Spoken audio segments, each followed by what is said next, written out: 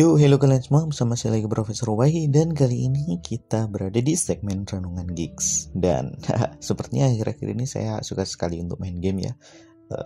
Iya, memang seperti itu sih. Atau mungkin karena gak ada itu aja. Emang selalu lupa sih kalau saya lagi ngoding atau desain gitu, selalu lupa untuk saya rekam untuk bahan video di Renungan Geeks. Tapi ya gak apa-apa deh, mungkin lebih baik kita nge-game aja. Oke, mungkin di kali ini saya akan mencoba untuk merenung tentang bukan life improvement, tapi tentang kalau sekarang mungkin ekonomi ya. Entah kok loncatnya jauh banget sih dari self improvement ke ekonomi. Jadi beberapa hari terakhir ini saya di situ membiasakan diri untuk jalan-jalan going offline gitu tanpa bawa HP, pokoknya jalan-jalan gitu aja. Dan juga soalnya di dekat rumah itu ada ya namanya sawah, itu agak cukup luas gitu lah. Jadi di sana itu bisa kayak seger banget gitu di dalam sawah itu kayak ada banyak gubuk, terus kemudian langsung padinya udah mulai, sekarang lagi musim tanam sih, terus suara burung-burung dia dan lain sebagainya, udaranya seger banget. Nah, yang mungkin saya pikirkan di sini mungkin adalah tentang masalah investasi. Jadi investasi properti itu mungkin kalau dari pemahaman saya dan beberapa literatur yang lain itu cukup menjanjikan gitu loh, investasi properti.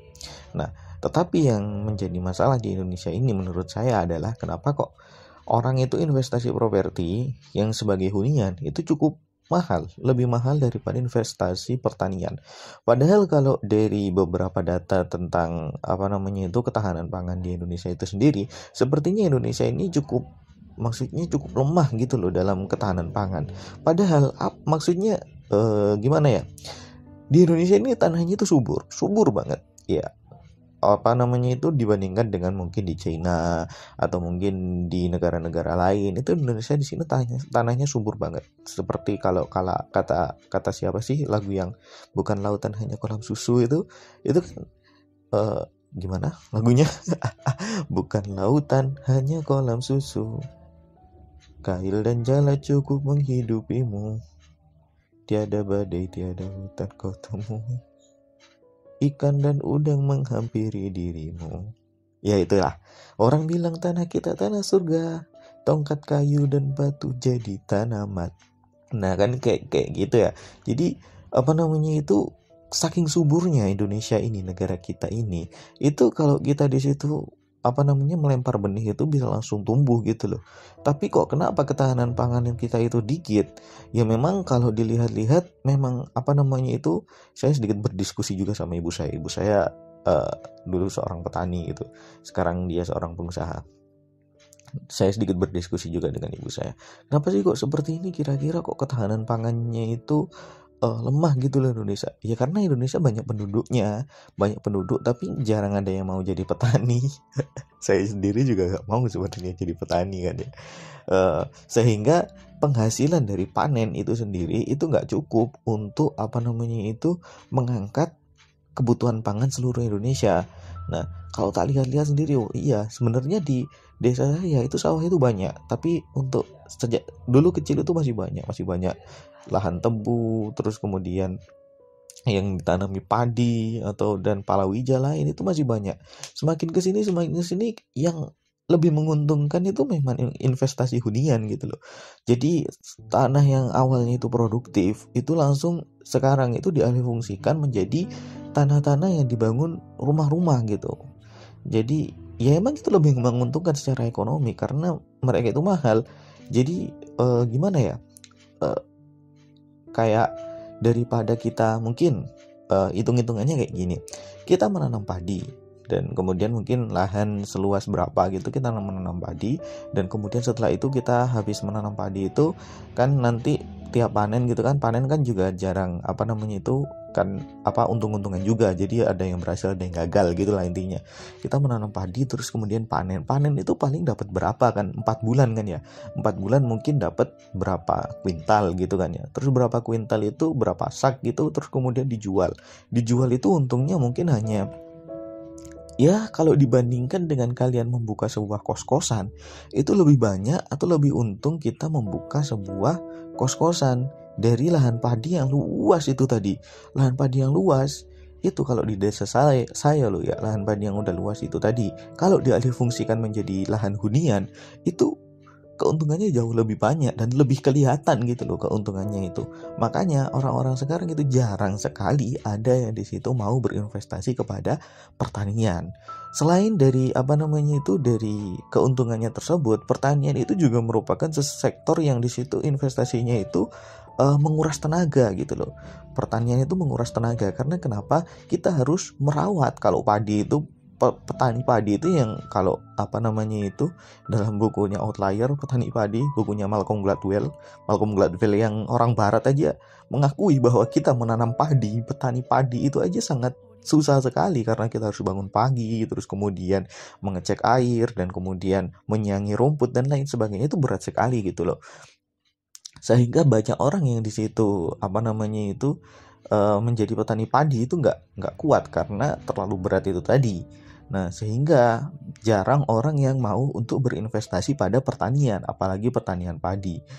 Nah, inilah yang mungkin menurut saya bahwa yang namanya investasi pada pertanian ini itu sedikit, sehingga nggak bisa di situ investasi pada pertanian ini menutup kebutuhan pangan dari seluruh penduduk Indonesia, karena bangsa Indonesia di sini banyak berinvestasi pada hunian daripada pada pertanian, sehingga ketahanan pangan kita itu kayak semakin lama semakin lemah gitu loh. Nah, tapi di sini saya juga merasakan sedikit keanehan gitu loh. Kenapa kok kalau pangan itu semakin lama semakin lemah, maksudnya itu pangan itu ya semakin lama itu semakin lemah karena lahan pertanian makin lama makin sedikit karena lebih menguntungkan hunian, artinya supply-nya itu kan jadi menurun kan ya. Kalau supply-nya menurun, demand-nya tinggi kan harganya harusnya naik kan ya. Petani di situ nggak mau untuk bertani dan lebih memilih mendirikan kos-kosan mungkin ya. Kos-kosan itu memang demand-nya itu tinggi, maksudnya demand-nya itu ya ada lah. Tapi yang namanya pangan itu demand itu penawaran ya. Demand itu penawaran, supply. Yang namanya supply sama demand, permintaan dan penawaran. Aku nggak tahu bahasa Inggrisnya lagi. Maksudnya ketika bertani itu permintaannya itu tinggi sekali loh. Pertanian itu sebenarnya kita kan makan nasi dari beras gitu kan ya. Artinya permintaannya itu tinggi sekali. Tapi kalau nggak ada yang menawarkan, penawarannya itu rendah, ya pastinya harganya tinggi dong, karena permintaannya tinggi dan kemudian penawarannya rendah. Harganya harusnya tinggi dong. Beras itu harganya harusnya tinggi dan petani harusnya jadi orang kaya. Kenapa kok petani itu masih harganya itu harga bahan makanan pokok itu kok masih ya sebenarnya nggak rendah juga sih, tapi menurut saya harusnya lebih tinggi gitu loh. Kalau sekarang mungkin beras itu 10.000 ya sekilo ya. Mungkin kalau dilihat dari petani-petani beras yang ada di sini di desa saya, sepertinya kalau petani-petani seperti ini tuh harusnya lebih tinggi lagi, karena kenapa mereka itu kayak nggak worth lah dari usaha mereka itu kemudian dijual hanya dengan seharga segitu, itu nggak worth. Dan kalau mereka menaikkan harga sedikit aja baru bisa worth, dan kemudian yang lain juga harusnya menaikkan harga. Artinya keseimbangan itu terjadi ketika petani ini menaikkan harga gitu loh. Kenapa? Tapi padahal supply-nya itu berkurang karena lahan pertanian semakin sedikit, tapi kenapa harga tetap stabil dan naiknya itu cuman sebentar, maksudnya sebentar sedikit demi sedikit. Nah, ini juga mungkin karena dari pemerintah itu sendiri ya, bukan saya menyalahkan pemerintah ya, tetapi dengan mengimpor bahan makan dari luar dan kemudian mensubsidinya pada rakyat-rakyat miskin, inilah yang di situ menyebabkan bahwa rakyat-rakyat miskin tersebut yang seharusnya bisa melakukan swasembada pangan itu jadi gak bisa, karena kualitas beras mereka itu ya nggak tahu sih, sama beras impor itu gedean mana, kualitasnya bagusan mana, saya nggak tahu. Tetapi dengan kita mensubsidi beras impor, itu kan artinya pemerintah itu memberikan harga yang murah kepada beras impor gitu kan. Padahal beras impor mungkin belinya 20.000 sekilo gitu ya, terus kemudian disubsidi oleh pemerintah rugi, ini tak kasih ke rakyatku 10.000 sekilo, padahal belinya 20.000 sekilo kan ya. Petani yang harusnya itu di situ bisa menaikkan harga jadi gak bisa, karena kalah oleh beras impor itu tadi, sehingga mereka juga ikut banting harga. Dan ketika ikut banting harga, mereka kemudian rugi, dan kemudian ya daripada rugi, lahan pertaniannya diubah lagi menjadi hunian. Kalau terus-menerus seperti ini, ya pasti nanti negara Indonesia jadi negara hunian, bukan negara pertanian lagi. Jadi kayak lebih untuk hunian aja lah, beras impor aja lah.